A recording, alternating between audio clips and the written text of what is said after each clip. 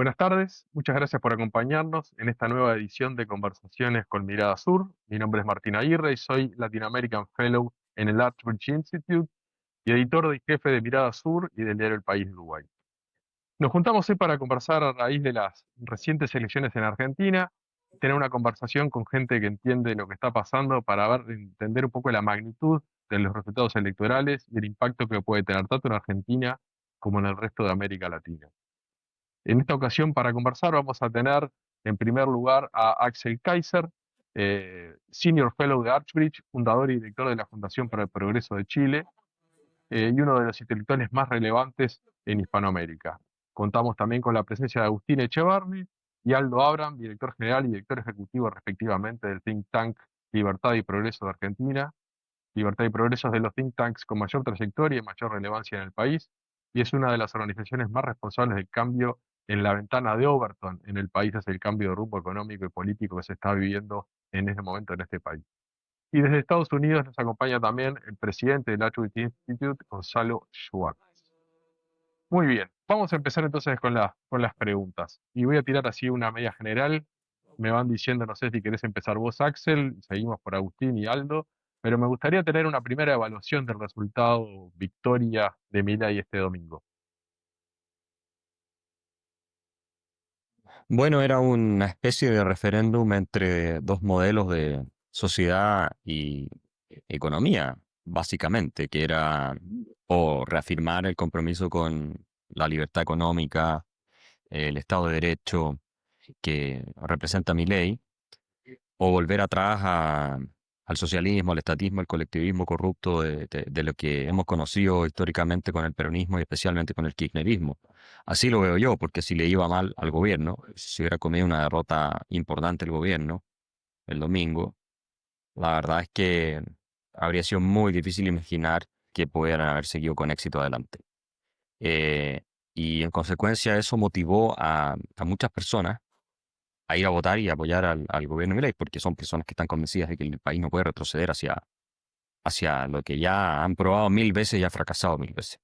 Así que desde ese punto de vista, los argentinos decidieron de manera muy racional, muy madura, eh, la mejor de las alternativas posibles, y el único camino que en realidad saca adelante a cualquier país que quiera avanzar. Que no es como que haya una alternativa al sistema de libertades, no hay.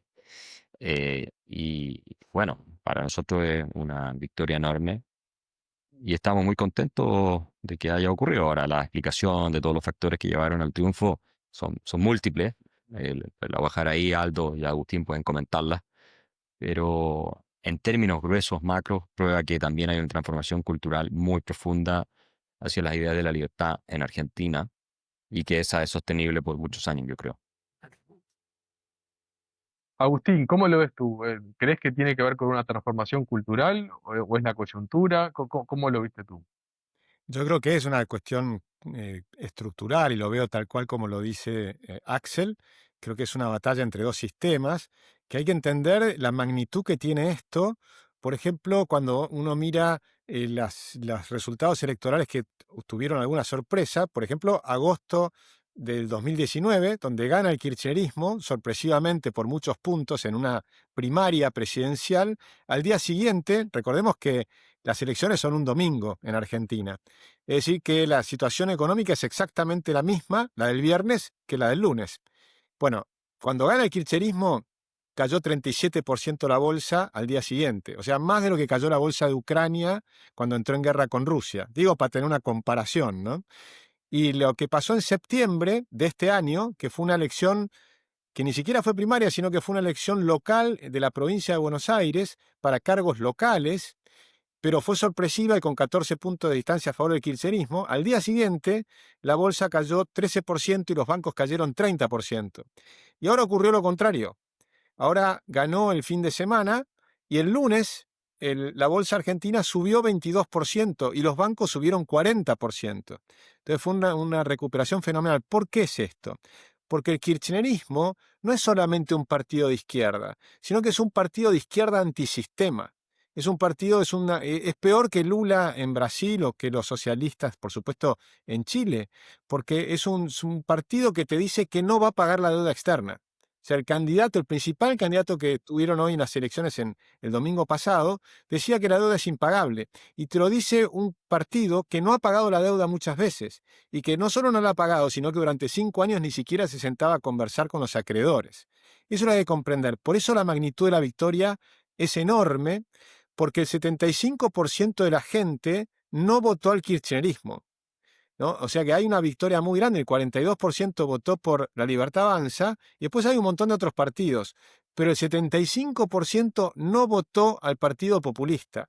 Y creo que esa es la magnitud de la victoria muy grande y que abre un camino, que además el discurso presidencial fue muy bueno porque dijo que comprendió el problema que tuvimos en septiembre y que va a buscar mayores consensos con los gobernadores que él llamó racionales, es decir, casi todos que son relativamente racionales, es decir, que hay un espacio muy amplio para generar consensos para hacer las reformas que faltan. Aldo, ¿y tú cómo lo viste? Porque a mí me llamaba la atención, mirá, Uruguay, que como, bueno, las encuestas, la mayoría de los periodistas, amigos con los que uno hablaba, no la veían tan clara, no la veían posible. Yo, en esa polarización que se estaba dando, me parecía razonable que la gente optara por Milei, por La Libertad Avanza. ¿Cómo lo viste tú? Mira, a mí me parece que era lógico que muchos que podían ahorrar, argentinos y extranjeros, e invertir en nuestro país, prefirieran salir y ver las elecciones desde afuera, porque si vos te pones a pensar en los últimos meses en la Argentina, las señales que estuvieron recibiendo era de un Congreso que aprobaba gastos más allá de la justicia, ¿no? Que podía uno encontrarle esos gastos, pero sin tener en cuenta de dónde iban a salir los recursos, ¿no? Uno de los grandes logros de este gobierno justamente es que desde su inicio ha gastado menos de lo que le ingresaba, incluido el pago de los intereses, logrando bajar incluso la deuda pública, con lo cual una digamos, de las columnas, ¿no? que estaba sosteniendo este, este programa de gestión, la verdad es que se estaba viendo amenazada, ¿no? ¿En qué medida el Congreso que tenemos hoy, que es el que aprobó esas leyes, representaba o no el voto de la gente, ¿no? Esos políticos? Bueno, yo creo que justamente eso es lo que se constató el domingo, que no es no son esos legisladores representativos de lo que es hoy la composición dentro de la sociedad de cómo piensa, ¿no? Hoy es cierto que tenemos un tercio, por lo menos, de argentinos que ha entendido que las ideas de la libertad son la salida, pero también es cierto que hay en el medio un grupo muy grande que votó por la Libertad Avanza, en una buena mayoría, u otros partidos que ofrecían este, esta, este apoyo a seguir en el rumbo a la normalidad, que suma por lo menos, no sé, 2 tercios, que, que han votado en favor de seguir este rumbo, y eso es lo que ha traído tranquilidad, ¿no? Porque claramente si el voto hubiera sido el que se vio en la provincia de Buenos Aires en las elecciones del 6 de septiembre, hoy estaríamos hablando realmente en medio de un caos económico, creo yo, en la Argentina, ¿no? Este aval me parece que era muy importante. Incluso no creo que hubiera sido suficiente con este respaldo de Estados Unidos para que los mercados hubieran evolucionado muy mal y acá hubiéramos enfrentado situaciones muy feas, ¿eh? Sí creo, por ejemplo, que ahora el tener ese respaldo, una vez que los argentinos hemos decidido que este es el rumbo a seguir, el rumbo a la normalidad del país, yo creo que el respaldo de Estados Unidos se va a poner fuertemente en valor, ¿no? Va a potenciar, por un lado, la confianza que los inversores van a tener en la Argentina y por el otro lado, algo que es muy importante, va a disminuir el esfuerzo y el sacrificio que hay que hacer, y lo sabemos los argentinos, para resolver décadas de haber hecho las mayores macanas de la humanidad, ¿no?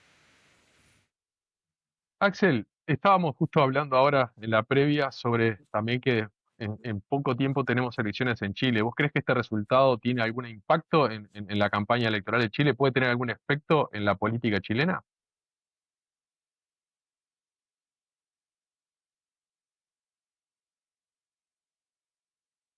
Ahí estás muteado. Perdón. Yo estoy convencido que va a tener un impacto, especialmente va a favorecer a mi hermano Johannes Kaiser, que está de candidato presidencial en 3 semanas más.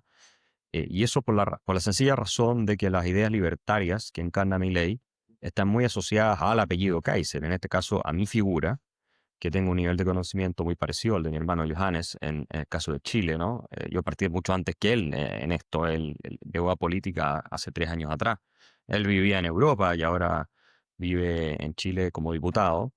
Y creo que eso lo va a reivindicar también porque él es el fundador del Partido Nacional Libertario, que hoy día es el segundo partido más grande de Chile en términos de militantes y que, no nos olvidemos, él como candidato presidencial ha crecido 10 puntos en las encuestas en los último mes y medio. Y está, según algunas, superando a Evelyn Matei y cada vez más cerca de José Antonio Cast. Entonces él podría pasar a segunda vuelta y competir con la comunista Janet Jara. Y si eso ocurre, si pasa a segunda vuelta, va a ganar. O sea, yo no tengo ninguna duda al respecto. Entonces, esto que ocurre con Milei es muy bueno, pero para toda la derecha chilena, no solo para mi hermano. Yo creo que mi hermano es el que más se beneficia, porque obviamente a mí se me vincula todo el tiempo con Javier Milei. Javier Milei habla mucho me ha citado muchas veces, me entrevistan en Santiago, yo lo hemos llevado a Chile antes de ser presidente, etcétera. Todo el mundo sabe esta vinculación. Y entonces, de alguna manera, la base intelectual de todo el partido político, mi hermano, la creé yo junto con la Fundación para el Progreso. Eh, y, y él es el que surfea esa ola. Así que lo va a beneficiar más a él, pero va a beneficiar a toda la derecha, José Antonio Cast también. Porque si le hubiera ido bien a la izquierda, a los kirchneristas, no les quepa duda a ustedes que la izquierda chilena estaría diciendo, ven cómo fracasa el liberalismo, el neoliberalismo, ven que al final lo mejor es Janet Jara, porque Janet Jara, que es la comunista que va candidata, además apoyada por la supuesta izquierda de centro democrática, apoyan a una candidata marxista-leninista.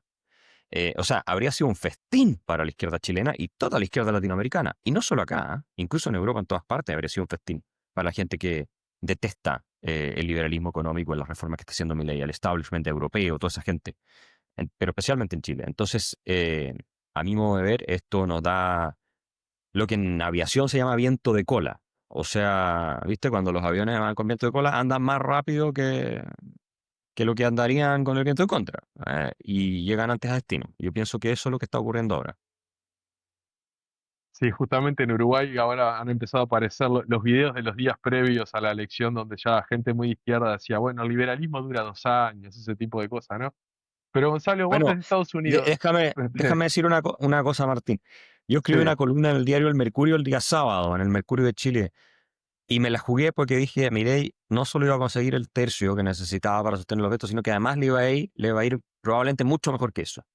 Y iba a ser mucho más categórico en esa columna y al final la maticé un poco. Voy a decir, yo creo que va a ganar por paliza, ¿ya? Porque esa es la sensación que yo tenía viendo la épica que estaba generando también él acá. Y no sé si ustedes cuando veían las multitudes que iban, cuando él va a Rosario, va, qué sé yo, a Córdoba, a Tucumán, etcétera, era una cosa bien impresionante.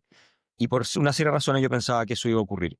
Y finalmente ocurrió, gracias a Dios, y estamos todos mejor en América Latina gracias a eso. Así que Chile, yo creo que esto lo va a beneficiar muchísimo. ¿cómo crees que se está viendo desde Estados Unidos, Gonzalo? Que además ha tenido un rol importante en este final de campaña en Argentina. Sí, justamente también había mucho pesimismo sobre las posibilidades de Milei y lo estaban atando mucho, ciertamente, al presidente Trump porque ha salido a responder en ayuda a Argentina a garantizar préstamos, todas las negociaciones y temas que ya hemos visto. Entonces, mucha gente, yo creo que estaba, la gente que estaba tal vez en contra de Trump, estaba queriendo ver que Milei pierda y le vaya mal y lo puedan atar a Trump también y ver cómo miren cómo Trump se la juega con alguien que no le va bien y un poco pegarle a Trump. Por eso, en el mismo Partido Republicano no ha pegado bien tampoco que se esté dando plata a otro país en ciertas medidas, pero mucha gente lo quiere mucho a Milei igual, quiere que le vaya bien a Argentina, y al final de cuentas me parecería, si porque pueden comentar más Agustín y Aldo en cuanto a los términos de los préstamos y demás, son garantizados más por el sector privado que por el gobierno mismo, tal vez, o parte de eso, ¿no? Entonces, no es un golpe tan grande en ese sentido en lo económico para Estados Unidos, pero sí se la está jugando Trump y sí se la ha jugado en toda la región con muchos candidatos yendo más por la centro derecha o derecha para crear una alianza más fuerte con América Latina, que por fin yo creo que se ve un poco más de interés, ya sea tal vez por el tema económico, en el tema, en el caso de Milei, ¿no? Pero más el tema también de narcotráfico, inmigración, en otros casos, como Venezuela, otros países, se lo ve a Trump jugándose más por América Latina, intentando generar una coalición que lo ayude a lidiar con el tema del narcotráfico, que es una de las preocupaciones más grandes que tiene, pero principalmente lidiar con China y tener un bloque en las Américas más fuerte para hacerle frente a China. Entonces, ese es un poco como creo que se ve la perspectiva desde el lado de la motivación, digamos, del gobierno. Y aquí los medios igual acaban siendo más negativos o ven en la perspectiva más negativa y esperando un resultado eh, más pesimista como para tener tal vez más sobre lo que hablar o más sobre lo que criticar al actual presidente, que ciertamente no es que es un pan de Dios y merece muchas críticas en otros sentidos, pero bueno, se esperaba eso, se ataba mucho la figura de Trump y Milley porque ellos mismos no son muy amigos, se han apoyado mucho y bueno, creo que es importante, más allá de eso, simplemente ver lo que puede representar esa victoria de Milley para otros países y moverse un poco más a la derecha en temas de Estado de Derecha, en temas de mercado, ciertamente, que eso puede beneficiar a Estados Unidos en el largo plazo. Estados Unidos, si no me equivoco, el comercio con América Latina es de 1.3 trillones de dólares al año, con todos los países, ¿no? Y hasta con China creo que no llega a los 600 billones, entonces es un partner comercial América Latina, ciertamente muy impulsado por México, ¿no? Pero un partner más importante en lo comercial para Estados Unidos, América Latina, entonces le conviene en ese sentido que la región esté más saludable, esté más abierta económicamente y más abierta al crecimiento económico, ¿no? Las oportunidades que pueden haber en los diferentes países. Agustín, ¿cómo viste vos el apoyo de Trump? ¿Cómo explicás desde una perspectiva liberal determinadas medidas de apoyo que han tenido algunas críticas dentro de Estados Unidos? ¿Y cuál crees vos que fue el impacto que tuvo en la campaña? Bueno, yo lo veo más como una cuestión geopolítica, ¿no? Y creo que es una cuestión geopolítica que para entenderla hay que comprender la carrera sobre la AGI, la inteligencia artificial general. Esa es la carrera que está dominando toda la geopolítica mundial. ¿Quién va a ser el país que va a lograrlo? ¿Va a ser China o va a ser Estados Unidos? Europa está fuera de la cancha, pero China tiene 1.400 millones de habitantes, Estados Unidos tiene 340 millones. Y después tenés el Islam con 1.200 millones y mucha plata, pero que está muy atrás. Con lo cual, el problema que tiene Estados Unidos, si yo lo veo, es y después está el jugador de la India, que la India va a ser un jugador importante, porque tiene más habitantes que China y va creciendo, y está creciendo muy fuerte todo lo que son la cantidad de ingenieros, son 100.000 ingenieros nuevos por año. O sea que ahí va a haber un polo también interesante. Y en esa carrera, Argentina es interesante porque tiene varias cosas. Tiene, por un lado, energía barata, agua y frío en el sur del país, que eso es fundamental para hacer los data centers. Entonces, lo que hay no es un apoyo, es una alianza estratégica entre Estados Unidos y Argentina. Y ya OpenAI anunció una inversión de 25.000 millones de dólares que va a comprar digamos, el producto de los data centers que se van a generar en Argentina por 25.000 millones de dólares. Y se anunció también en Eni con YPF, que es la estatal italiana de petróleo con la Argentina petrolera YPF, por 30.000 millones de dólares. Y esa va a generar un flujo de exportaciones de la Argentina de 300.000 millones de dólares de acá al 2050. Solamente el proyecto de Eni YPF. Entonces es una alianza estratégica, es mucho más amplio que eso. Y además, Scott Bessent, que entiende de monedas, lo primero que hizo hasta ahora es poner 2.100 millones de dólares en comprar pesos. Y además va a ganar plata, porque compra pesos, pero las tasas de intereses en pesos están a más del 40% anual. Y la devaluación argentina en los próximos 12 meses no va a ser del 40%, va a ser mucho menor. O sea que va a tener una ganancia por esa inversión. Y eso es una inversión directa del Tesoro. Después hay un swap. Nosotros tenemos un swap con China y ahora vamos a tener un swap con Estados Unidos por 20.000 millones de dólares, donde ahí va a ser Estados Unidos comprando pesos nuevamente si son necesarios para pagar los vencimientos de deuda. con lo cual le hace un puente en los próximos 2 años hasta que Argentina alcance a entrar a los mercados de capitales voluntarios, porque teníamos un riesgo país muy alto que nos impedía pagar el capital de la deuda. Nosotros tenemos superávit para pagar los intereses, pero ningún país puede pagar el capital. Entonces creo que el apoyo de Estados Unidos en ese sentido es muy importante y va a hacer bajar fuerte el riesgo país al punto tal que yo creo que el año que viene, o a lo sumo el año siguiente, vamos a poder ingresar al mercado voluntario. Y ahí se acaba el problema fundamental de cómo seguir pagando la deuda argentina, porque vamos a tener una deuda que es relativamente pequeña, va a ser 60% del PBI con superávit fiscal. ¿Cuántos países en el mundo tienen una deuda menor al 60% y con superávit fiscal? No vas a encontrar muchos. Ninguno de los que estamos acá, seguro, me parece.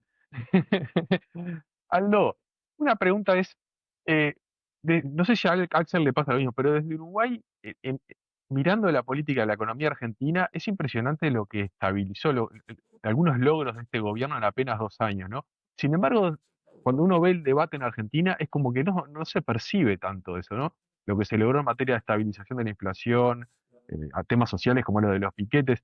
¿Vos crees que a la gente que está en el día a día argentina le cuesta más entender la magnitud de lo que está pasando? Lo que pasa es que también a la gente le cuesta entender la magnitud del desastre que se hizo antes de que asumiera este gobierno, ¿no? Nosotros no nos deberíamos sorprender de que mucha gente demande este famoso, eso que en general se llama derrame, ¿no? ¿Cuándo va a llegar el derrame de toda esta bonanza que se ve en la macro? En realidad eso que ellos llaman derrame ya empezó a suceder. Dentro de lo que es el salario real, el poder adquisitivo del salario de los argentinos, ha habido una fuerte recuperación desde más o menos mediados del año pasado, sobre todo de los sectores informales de la economía, que eran los que también más se habían destruido en su capacidad de compra. Hay que recordar que a principios de la gestión de Milei la pobreza llegó a ser del 52%, ¿no?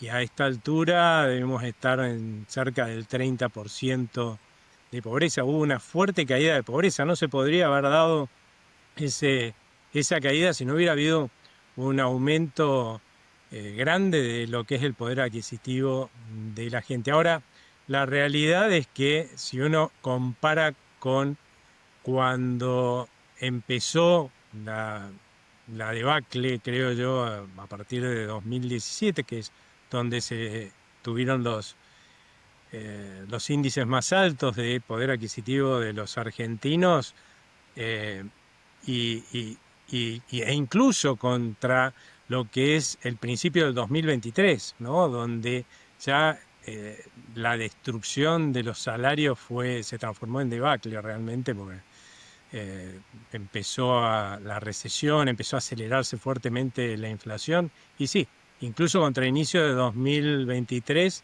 todavía la mayoría de los argentinos no logró recuperar el poder adquisitivo de los salarios. Ahora, ¿cómo le explicás a alguien que de la misma forma que cuando, pongamos un ejemplo burdo, ¿no?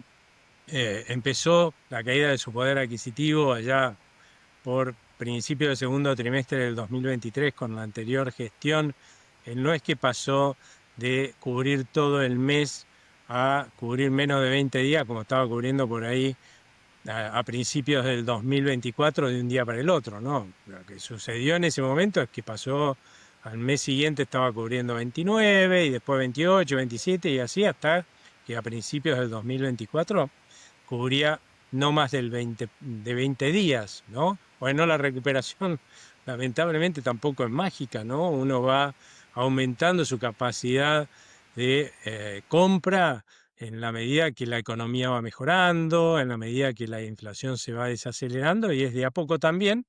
Y bueno, y lo malo es que tuvimos por todos estos problemas políticos y esta incertidumbre, todo este crecimiento fuerte de la economía que está empujando el poder adquisitivo de los argentinos hasta el primer trimestre, bueno, se detuvo, incluso tuvimos una leve recesión y eso un poco generó malestar, ¿no? Porque se frenó esta mejora. Bueno, antes por lo menos iba mejorando de a poquitito, de golpe se frenó esta mejora, pero yo creo que justamente lo que nos espera hacia adelante es que haya una recuperación de la economía, incluso crecimiento económico fuerte, y eso va a hacer que en los próximos meses casi toda la gente, porque no va a poder ser toda la gente por el cambio de la estructura productiva que va a ocurrir en nuestro país, eso lo podemos ver después si quieren, pero no va a ser todo el mundo, no todos los argentinos van a recuperar su poder adquisitivo, pero yo creo que pronto vamos a estar en los niveles de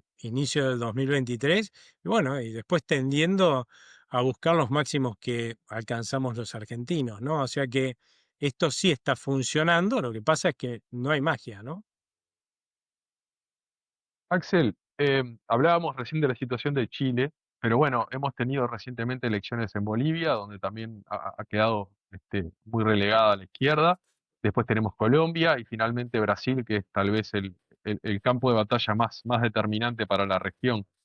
¿Vos creés que estos cambios ideológicos, estos cambios políticos se deben un poco al desastre que han hecho algunos gobiernos de izquierda? ¿Vos creés que está permeando este trabajo que se viene haciendo a nivel intelectual, a nivel ideológico en ciertos sectores? ¿Cuál es la explicación que vos ves a este aparente o en potencia viraje ideológico que está viviendo la región? Yo creo que es un cambio de era también a nivel occidental, no solamente en América Latina, porque se combinan dos factores. Uno que no tiene precedentes, que es la existencia de un movimiento liberal, libertario, si quieres ponle slash conservador, a nivel de masas. ¿Y cómo llega a las masas? Por las redes sociales. Todo lo que es YouTube, TikTok, Instagram, etcétera. Y de gente que antes era, en el caso de Estados Unidos, bien famoso, ¿no? Incluso demócrata, y abandonó el Partido Demócrata por el radicalismo socialista y por el wokismo, que nada más que una versión cultural del marxismo. Y en el caso de América Latina, también estamos viendo que el impacto que los que opinamos en estas materias estamos teniendo, en su minuto Milei, sin redes sociales no habría sido elegido presidente. El mismo Agustín, que está en redes sociales, lo puedo decir también en mi caso personal, Agustín Laje y otros, son millones y millones de personas las que ven estos contenidos. Eso no existía antes. Y entonces lo único que tenían era lo que decía la prensa, normalmente controlada por la izquierda, lo que decían los profesores universitarios, normalmente izquierda, y los profesores en la escuela, y cosas así. Pero hoy, el muchacho o la muchacha de 16 años, él le sube un TikTok donde salgo yo destrozando a un socialista con su discurso de quitarle a los ricos y cuestiones así, y lo ven millones de personas. Y tengo los números, yo tengo hasta videos con 10 millones. Bueno, ni hablar de lo que tiene Javier Milei y lo que tienen otras personas. Entonces, aquí se ha quebrado el monopolio, la hegemonía que tenía la izquierda en materia cultural, en parte por la innovación tecnológica, porque ha permitido que muchos tengan voz que antes no tenían voz y que esa voz se multiplique. Porque claro, yo iba a los medios tradicionales, Agustín va a los medios tradicionales, Javier Milei iba a los medios tradicionales, pero eres uno de 100 que van, que defiende estas ideas, ¿no? Y siempre te ponen a ti solo y estás 10 otros que piensan distinto a ti. Entonces el tiempo tuyo es un 10% del tiempo que se representan las otras ideas. En cambio, es distinto el juego en redes sociales en ese sentido. Y tú tienes hoy día muchos youtubers influencers que no necesariamente son doctores en nada, ni han estudiado muy a fondo las teorías. Sin embargo, tienen buenas intuiciones y aprenden de gente como Javier, como Agustín, como yo, y entonces repiten los argumentos o los reproducen también. Entonces se produce un efecto multiplicador. Así que yo creo que aquí sí hay movimientos más de fondo. Y además está lo que dices tú, que la alternativa es un fracaso. O sea, mira, déjame decirte el caso de Chile. Por primera vez en la historia, Chile va a elegir un presidente. Por primera vez en la historia. Tal vez descartemos el siglo XIX, pero en la historia, Chile va a elegir un presidente con ideas económicas liberales. Liberales entendidas como buscando reducir el tamaño del Estado, ¿cierto? De manera dramática. Eso es algo nuevo, porque Piñera no fue un presidente liberal económicamente hablando, ¿no? O sea, era un socialdemócrata. Piñera no llegó prometiendo, bueno, vamos a reducir los impuestos, vamos a cerrar ministerios, vamos a echar empleados públicos. de hecho, prometía lo contrario, esta cosa socialdemócrata, sí crecimiento económico, pero mucha redistribución, mucha política social, mucho esto, mucho lo otro. Y cuando no hizo lo contrario, digamos, subió los impuestos, o sea, hizo lo que prometió, pero hizo lo contrario a la agenda liberal. Subió los impuestos, multiplicó los ministerios, contrató mucha más gente, endeudó más el país, etcétera. Entonces, esto va a ser, y esto tiene mucho que ver, no solo con el fracaso del modelo, porque los modelos estos socialistas han fracasado toda la historia de América Latina y sin embargo vuelven a elegirlo, a los socialistas o a los populistas colectivistas, sino que con que tienes millones de personas que hoy día sí abrazan la idea de la libertad y entienden un poco más de qué se trata, ¿cierto? Eh, la economía, cómo funciona, tal vez de manera superficial, pero sí entienden un poco más y que el camino correcto es, obviamente, ese para sacar a los países adelante. Y en el caso europeo, en el caso americano, es un poco más complejo, hay otros temas que son más relevantes, pero también es importante. El partido más grande de Alemania hoy es la AfD, y el partido AfD pone a Javier Milei como el referente en materia de ideas económicas. O sea, la AfD se comió a todo lo que fueron los partidos tradicionales, de Angela Merkel, que fue una canciller tremendamente destructiva, de toda la democracia cristiana, de Friedrich Merz, el canciller actual, que salía criticando a Javier Milei y atacándolo de manera nefasta poco tiempo atrás. Y hoy día tiene que tragarse sus palabras, y eso que es supuestamente de centro derecha. ¿Ya? Y la Alice Weidel, la presidenta de la AfD, sale felicitando a Javier Milei, diciendo que Chile, que Alemania necesita más Javier Milei. Y están creciendo en parte por eso y también porque el tema migratorio es muy importante allá, que es otro desastre europeo creado por la agenda globalista y el progresismo que se compraron las élites en general. ¿Ya? Pero la parte económica no es menos relevante. En el caso alemán se ve muy fuerte porque Alemania es un país en proceso de desindustrialización muy agudo. Ha caído muchísimo la producción industrial, la economía no crece casi hace una década, etcétera. Entonces, y te insisto, esto para mí tiene mucho que ver con el efecto de la batalla cultural en la que han participado muchos actores, y en el caso alemán incluso muy influido por los actores que opinan en Estados Unidos. Obviamente Elon Musk ha tenido un rol protagónico porque él apoyó la AfD también en Alemania. Eh, pero yo soy optimista en ese sentido. No sé si van a poder resolver sus problemas de fondo en el tema migratorio, la crisis de natalidad, todo eso ya lo veo más difícil. Pero al menos de que la cultura y las ideas están cambiando. Y en el caso latinoamericano, creo que el cambio político va acompañado de un cambio de ideas que ahora eh, obliga a los gobiernos a tomar políticas derechamente liberales y en democracia, que es lo importante. ¿Ya? Eso no había pasado nunca en la historia de Chile. Los cambios liberales de profundización lo hicimos con el régimen militar, digamos, y la concertación mantuvo la reforma, algunas las profundizó, pero no hizo nada nuevo y empezó a hacer crecer el Estado. ¿Ya? Y lo mismo está pasando ahora con Milei. Este es el gran éxito de la elección del domingo, que en democracia se demuestra que sí puedes hacer políticas de austeridad y políticas radicales de libre mercado y la gente te las va a bancar, porque sabe que lo mejor viene después. Agustín, eh, no sé si desde Argentina se ve lo mismo, pero desde afuera como que se insiste mucho con que falta como un shock de inversión y que los empresarios argentinos le compren el modelo a Milei, que muchas veces los empresarios son menos liberales de lo que deberían ser, parece, ¿no? Pero ¿cómo lo ves vos? ¿Y qué crees que hace falta para el salto próximo a un aumento de crecimiento más fuerte? Bueno, los de adentro y los de afuera, ¿no? Creo que en la inversión argentina se empezó casi que se detuvo en los últimos 2 trimestres, te diría. En el último trimestre seguro, y en gran medida por el aumento de las tasas de interés. Cuando tienes un aumento de tasa de interés tan alto, tan abrupto, eso provocó un shock. Por eso Aldo explicaba cómo entramos en recesión, aunque sea una suave recesión, pero se debió en gran medida al freno. Por ejemplo, estuvo la semana pasada un encuentro del JP Morgan en Argentina con los capos del JP Morgan y había cantidad de empresarios, muchos que estaban mirando para invertir en Argentina y todos estaban esperando a octubre, pero el clima hasta el viernes era de un pesimismo enorme. Y el clima hoy es completamente distinto. O sea, yo creo que se van a desatar las inversiones. Y me parece que van a venir inversiones muy importantes de afuera. Las inversiones de adentro son mixtas, ¿no? Porque hay algunos empresarios que sí se están empezando a desatar, pero va a ser lento hasta que logremos bajar el riesgo país. Por ejemplo, Argentina tiene que hacer 9.000 kilómetros de rutas muy rápido. Esos son negocios espectaculares. Es un negocio que si yo tuviera ahora para hacer una empresa nueva, haría una empresa constructora para hacer rutas en Argentina. Van a ser por peaje, pero esas 9.000 kilómetros de rutas pasa el 80% del tráfico de la Argentina. O sea, que van a ser súper rentables. Y sin embargo, ahora el problema es que no consigue financiamiento a una tasa razonable. Y las primeras que se van a hacer con un aval del Estado para conseguir los créditos.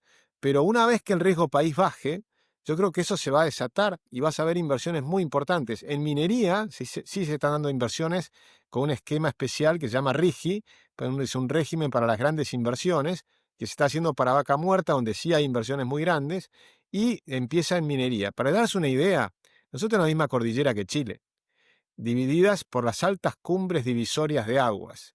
Esa misma cordillera, Chile exporta 55.000 millones de dólares por año de minerales. Nosotros exportamos la 10ª parte, 5.000 millones.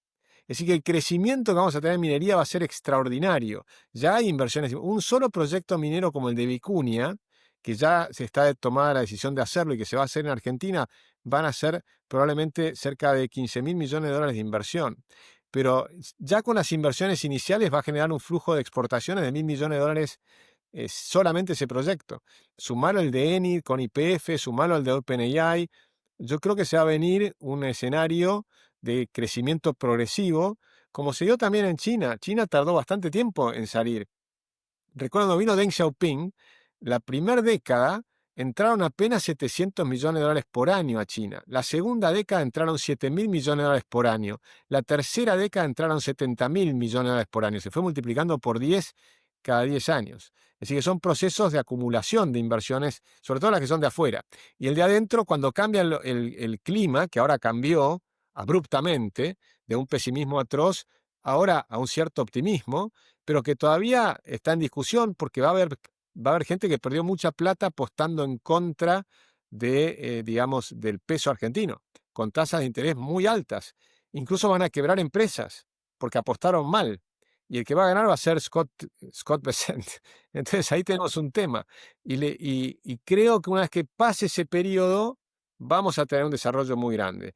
Lo más positivo que yo veo es que por la forma en que se están desenvolviendo las cuestiones, y además que Estados Unidos va a bajar las tasas de interés, está bajando las tasas de interés, lo más probable es que Milei gane en el 2027 y tengamos 4 años más para consolidar todo este esquema. Eso es lo que para mí es muy relevante, junto con lo que decía Axel recién, lo que está pasando, lo que creo que va a pasar en Chile, que va a ganar la centroderecha, probablemente en Colombia también, y en Brasil estuve hace poco y hay un clima muy favorable a Tarcisio, ¿no?, al gobernador de Sao Paulo, y también podría ser incluso a Sema, que es aún más liberal. Pero creo que ahí hay un corrimiento, yo coincido con Axel, hay un corrimiento hacia la centroderecha que va a ser muy favorable a nuestros países. Aldo, te voy a hacer la pregunta antipática a vos, saliste sorteado. A ver, si vos, porque, viste, tanta dulzura a veces puede empalagar. Vos tendrías que decirme cuál fue el error de Milei en estos 2 años o cuál fue el problema que vos viste que le pudo haber generado cierta rigidez o cierto problema antes de esta elección, cuando, por lo menos visto desde afuera, ha tenido logros tan destacados. Mira, yo creo que hoy probablemente me puedan enrostrar que no quedó todo el mapa pintado de violeta, pero más o menos, ¿no? En las elecciones pasadas, pero lo que nos puso muy nerviosos a todos los argentinos fue justamente ver un Congreso que pasó a ser hostil. Nosotros esperábamos, como consultores, que hubiera un grupo grande de las corporaciones, las castas, diría Milei, pero bueno, de las corporaciones política, empresaria, gremial, intelectual y profesional, que venían ganando plata a costa del bienestar de los argentinos por las prebendas que habían conseguido de anteriores gobiernos y que este gobierno se las va a quitar, se las va a sacar, ya está sacándoselas, de hecho, como para desgastarlo antes de las elecciones, para que tenga poco poder para seguir sacándoselas, ¿no? A esas prebendas con las que ganan plata. Los veíamos realmente usando todos sus instrumentos, los medios de comunicación, plata, movilización, aquellos que estuvieran a mano como para gestar ese desgaste, incluso también en el Congreso, pero no con la fuerza que lo vimos. Y ahí yo creo que tuvo que ver con que cuando vos planteás una elección, ¿no?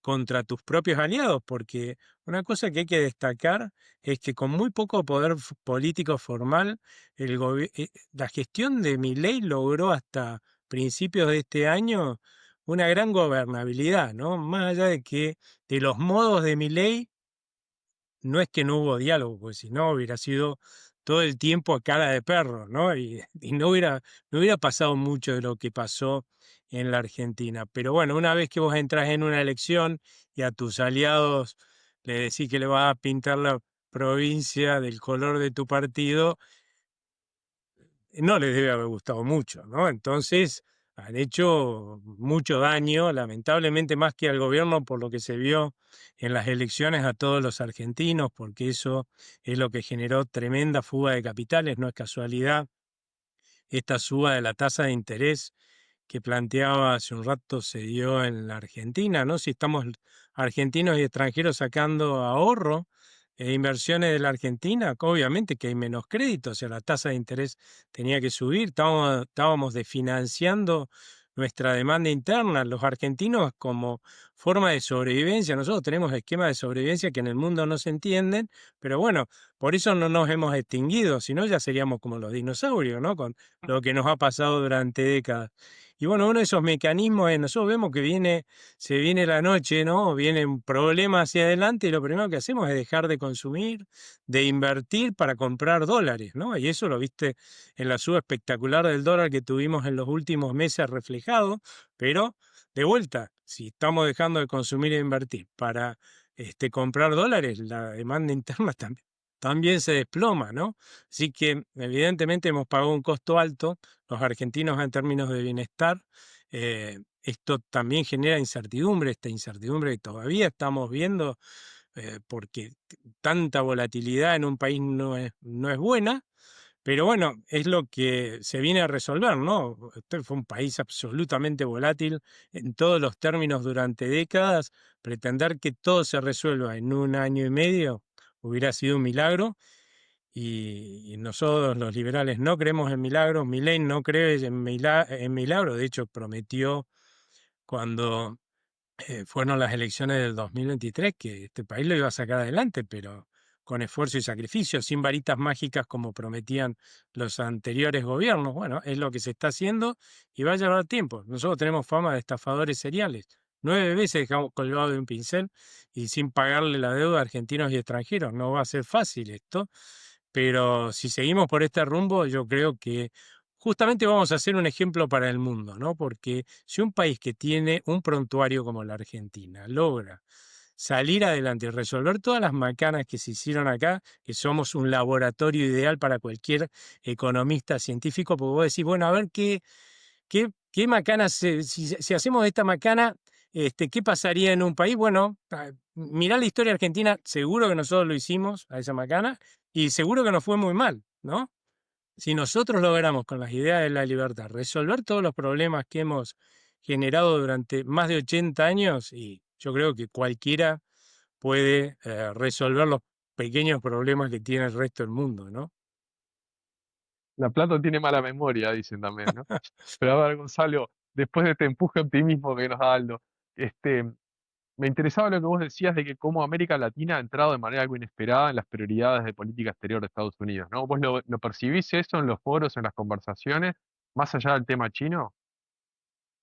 Sí, no, ciertamente hay un empuje grande de que hay en Marco Rubio, un canciller que siempre ha estado muy atento a la región, ya cuando era senador anteriormente. Entonces siempre ha estado Marco Rubio peleándose, por así decirlo, con Venezuela, con Cuba, con Nicaragua.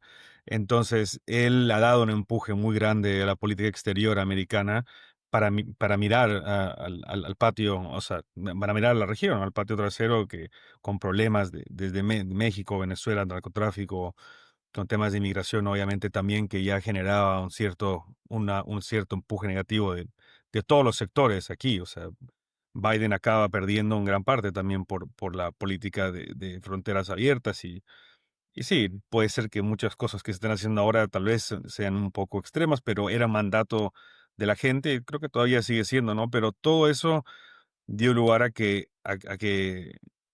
haya un poco más de apertura a la región. Marco Rubio, ciertamente Trump en su primer gobierno estuvo también, fue uno de los que más se impuso a Nicolás Maduro en Venezuela y por eso muchos de los venezolanos, incluida María Corina, que acabando de ganar el Premio Nobel de la Paz, se lo reconoció a él también, ¿no? O sea, mucha gente apoyó, o sea, estaba muy, muy feliz de que por lo menos alguien se impusiera a la agenda que venía de Venezuela y que está imponiendo mucho, o sea, que influye mucho en muchos países de la región, ¿no?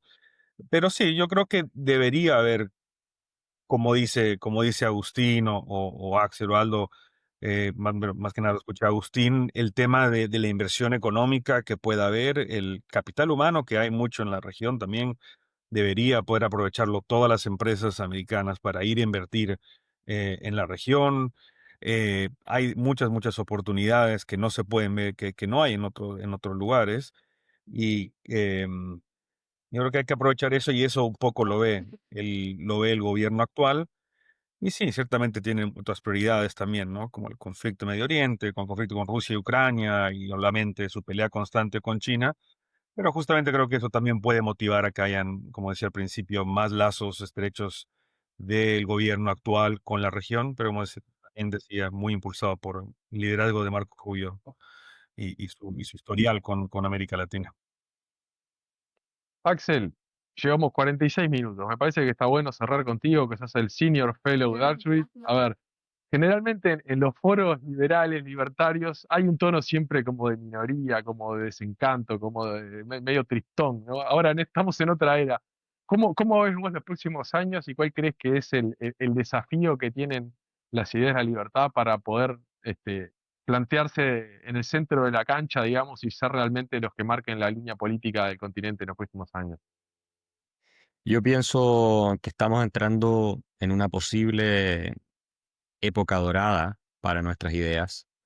eh, y yo no me caracterizo por dar buenas noticias, porque intento ser bien objetivo y bien imparcial. Todo el mundo me dice que soy un pesimista. ¿Se acuerdan cuando yo 20 años atrás decía, o 15, que Chile sí iba a terminar muy mal y efectivamente ocurrió?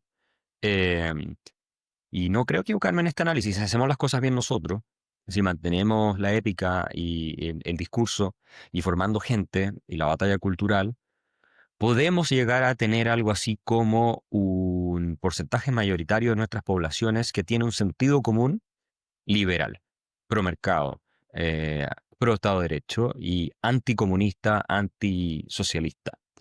Lo que no significa que todos estén de acuerdo con Mises y con Rothbard en lo que plantean de la primera página a la última de su obra. No, eso no va a pasar. Pero es que lo que nosotros que conocemos a esos autores hacemos, y Hayek lo explicaba muy bien, es como distribuidores de segunda mano, ¿no es cierto? Poner ciertas ideas de moda. Pero tenemos que lograr que esas ideas de moda se conviertan en identidad nacional. ¿Ah? Así como el peronismo llegó a ser identidad nacional en Argentina. O sea, ser argentino era casi lo mismo que ser peronista en un momento. O en Suiza tú vas y la mentalidad suiza del trabajo bien hecho, duro y el escepticismo frente al Estado es parte de la identidad nacional suiza. ¿Ya? Nada de eso es fijo, eso puede cambiar, obviamente. Pero si hacemos el suficiente trabajo, la verdad es que tenemos un lindo futuro por delante, especialmente por el éxito que vamos a ir generando en la práctica y se lo vamos a ir mostrando a la gente y tenemos que explicarle por qué ese éxito existe y es el resultado de ciertas ideas que se aplican y terminan en determinadas instituciones con incentivos y produce un determinado éxito. Creo además que el segundo nivel de la reflexión liberal va a tener que incorporar análisis más profundos respecto a la naturaleza humana y a lo que nos hace eh, plenos y florecer, lo que hemos trabajado en Atridge, ¿no? El Human Flourishing integral. Nuestros problemas son muy específicos en América Latina, la economía, los impuestos, la inflación, esto, lo otro, muchas regulaciones, pero también tenemos otros problemas que están empezando a impactarnos y tenemos que lidiar con ellos. Por ejemplo, la crisis de natalidad, la soledad. que va a tener obviamente una ramificación en la economía y en todo lo que viene. Eh, Vamos a ver si efectivamente la inteligencia artificial nos obliga a adaptarnos muy rápido a cambios que van a disolver muchos de los ecosistemas sociales que también conocemos. Entonces, todo eso no podemos dejarlo de lado porque la izquierda siempre va a venir a ofrecer un sentido de comunidad. Y los seres humanos somos seres gregarios, somos seres de tribus, biológicamente hablando. Entonces, si nosotros abandonamos la reflexión en torno a la importancia de la familia, la importancia de las comunidades y todo eso, que los liberales clásicos las tenían claras, partiendo por Adam Smith, eh, puede que nos ganen por otro lado, porque esa ansiedad, esa angustia que produce mundos demasiado líquidos, y que von Mises la detectó muy bien en la mentalidad anticapitalista, como una de las causas, ¿no?, de la mentalidad anticapitalista, eh, no encuentra una salida en nuestro discurso, en nuestro relato. Así que yo creo que va a ser muy interesante pasar al segundo nivel, que es menos solamente lo económico, ¿ya? Y la discusión tal vez de filosofía política, de la redistribución de riqueza, esas cosas que las manejamos bien. Yo creo que estamos ganando eso, nunca de manera definitiva, así que no hay que abandonarla jamás. Pero vamos a tener que dar una respuesta a la cuestión más profunda, que demanda nuestra psiquis como seres humanos, nuestra biología al final también. Eh, y que esa necesidad de estar en grupo, de no estar solo, que estemos acompañados y que entonces no venga el Estado y nos reemplace a la familia, por ejemplo, ¿no? Porque eso es lo que viene pasando hace tiempo. Y ahora que la soledad es un problema cada vez más grave, en Argentina, en Chile, en todos lados, no solo en Europa o en Japón, acá también, enfrentamos por ahí un desafío que es mayor. Fíjense ustedes que Chile es uno de los países con la tasa de natalidad más baja del mundo. Y Argentina tiene mejor, pero tampoco está en tasa de reemplazo. Entonces, para mí ese es un tema súper importante. Y antes de que se extingan nuestras poblaciones, porque en medio siglo Chile va a tener la mitad de los habitantes que tiene hoy día, si seguimos así. Y eso no es sostenible, obviamente. Pero más allá de eso, el problema que se produce en el camino es la angustia de las personas. Y ahí sí hay un factor económico, obviamente, que es importante, que las cosas no sean tan caras y que para tener familia, etcétera, etcétera. Pero hay otra que es más valórico, es más de fondo, y que quiere decir que tenemos que elevar los niveles de conciencia. Y hoy día la gente joven está diciendo que está más sola que nunca. Según todas las encuestas, por lo menos que tenemos disponibles en Chile, uno de los grandes temas que llama la atención, salió una recién de la Universidad Católica, es la cantidad de gente joven que dice estar sola. Y claro, eres hijo único, no tienes hermanos, tus padres están separados, vives con tu madre y probablemente tampoco tienes muchos amigos porque se la pasan todos todo el día pegados a las pantallas, etcétera. Hay que pensar en eso. Esa sería mi única, que tenemos que agregarlo a todo lo que ya venimos haciendo y que no podemos dejar de hacer. Como si fuera poco. Bueno, muy bien. Por supuesto que quedan una cantidad de preguntas, sobre todo más pragmáticas, como cuáles serían las reformas que tiene que encarar Argentina a corto plazo, con Agustín y con Aldo, pero bueno, las haremos por vía mail y las pondremos en Mirada Sur, pero creo que la charla salió muy interesante, terminó en lugares más filosóficos y metafísicos que siempre se agradecen. Así que muchas gracias a todos. Gonzalo, no sé si vos tenés alguna cosa más que agregar, y si no, vamos cerrando. Vamos cerrando. Muchas gracias a todos, yo creo, por la conversación. Estuvo excelente. Y sí, Muchas seguimos en la gracias a Buenísimo. ustedes, ¿eh? Gracias, estimado. Un gusto. Un gusto.